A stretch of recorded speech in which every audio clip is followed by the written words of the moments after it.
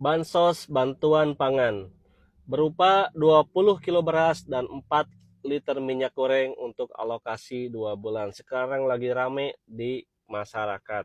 Berdasarkan informasi dari perangkat desa kami, mekanisme program ini sebagian besar ditentukan oleh pemerintah pusat. Data penerima berasal dari DTSen Kementerian Sosial yang diverifikasi oleh Badan Pangan Nasional dan disalurkan oleh Bulog.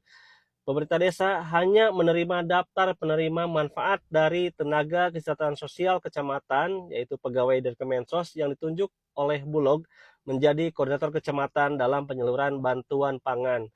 Sehingga desa pada dasarnya hanya menerima data penerima dan menyediakan lokasi pembagian.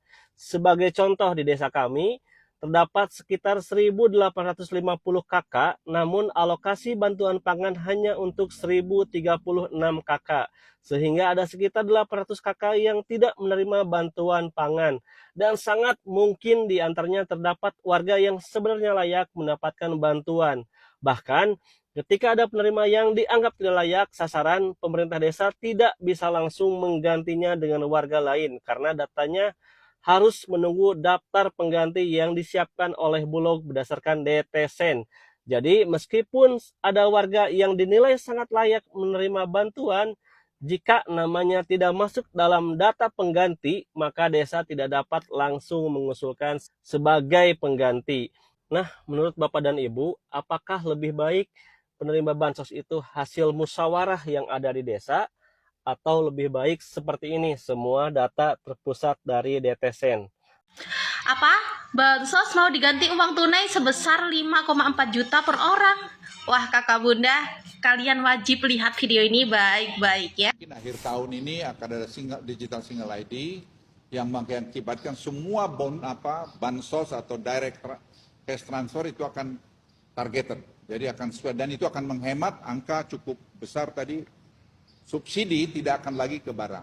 Subsidi akan langsung kepada yang penerima. Karena rata-rata kita kumpulkan semua bansos itu dengan cash transfer dan seterusnya ada 5,4 juta rupiah per orang. Wow, wow, kayaknya nggak percaya aku ya.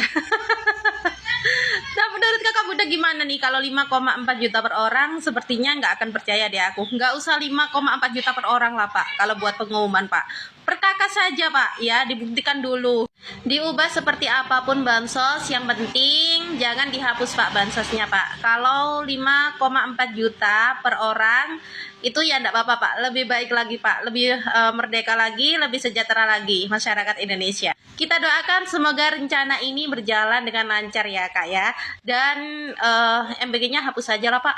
Ganti dengan ini, ganti dengan 5,4 juta per kakak atau per orang. Bansos di Indonesia bakal dirombak total nih guys. Presiden Prabowo berencana menghapus subsidi berbasis barang dan menggantinya penuh ke bantuan langsung tunai guys. Ketua Dewan Ekonomi Nasional Luhut Binsar Panjaitan membocorkan bahwa akumulasi bansos tunai ini bisa mencapai 5,4 juta rupiah per orang per tahun bagi penerima manfaat. Biar nggak ada pungli dan salah sasaran, pemerintah bakal pakai teknologi canggih digital single ID berbasis AI untuk melacak langsung penerima yang berhak. Sistem baru ini ditargetkan mulai berjalan akhir tahun ini guys. Menurut kalian, skema tunai ini lebih efektif atau enggak? Yuk diskusi di kolom komentar ya guys. Kabar lagi terbaru dari istana ya. Pak Presiden, pemerintah siapkan bansos tunai, setiap orang dapat 5,4 juta langsung ditransfer katanya ke rekening. Nanti ada datanya katanya. Ya, kita buktikan saja ya benar atau tidak, atau cuman omon-omon doang nih Pak Presidennya. Kita tunggu selanjutnya ya. Coba di kolom komentar setuju atau enggak. Apa cuman omon-omon doang ini? Prabowo akan ubah bansos menjadi uang tunai. Setiap rakyat Republik Indonesia mendapatkan 5,4 juta rupiah. Ya bagus kalau seandainya jumlahnya ini nyampe ke penerimanya ini masih sama. Soalnya kan kebanyakan bantuan-bantuan ini misalnya dari pusat itu 3 juta. Berarti yang nyampe kepada penerimanya itu berapa? 300.000. Jadi kalau seandainya ada bantuan-bantuan dari pusat dengan jumlah sekian-sekian itu kayak udah nggak kaget lagi gitu kalau nyampe ke tangan penerimanya itu kadang cuma 300.000, 600.000. Tapi walaupun begitu para penerima bantuan tersebut ini tetap diam dan mensyukuri semua itu. Tapi ada juga bantuan yang tidak tepat sasaran. Misalkan orang kaya dapat, justru orang miskinnya nggak dapat. Iya, karena ada sistem keluarga. Jadi sistem keluarga di desa itu sangat berpengaruh juga untuk penerima bantuan. Selain jumlahnya yang terkuras dari pemerintah, bahkan ada juga namanya sistem keluarga di desa. Jadi yang tidak mempunyai keluarga yang kerja di desa, udah kalian otomatis nggak akan dapat. Tapi walaupun begitu, kita doakan saja semoga bansos ini nyampe kepada penerimanya itu masih jumlah yang sama, 5,4 juta dan tepat sasaran. Karena terkadang yang namanya uang ini membuat manusia itu gelap mata. Bantu dulu aku berpikir ya. Kan ibu ini pengganti Pak Dadang, ya. Udah, tak usahlah kita ceritakan lagi historisnya. Nah, selain ada rencana mau mengupayakan ibu kantin, ini dia. BGN bakal batasi jumlah dapur MBG cukup 6 per kecamatan. Cukup 6 dapur per kecamatan. 6 dapur kan per kecamatan. Nah, sementara ini per 2026 jumlah kecamatan di seluruh wilayah Indonesia mencapai 7.288 kecamatan.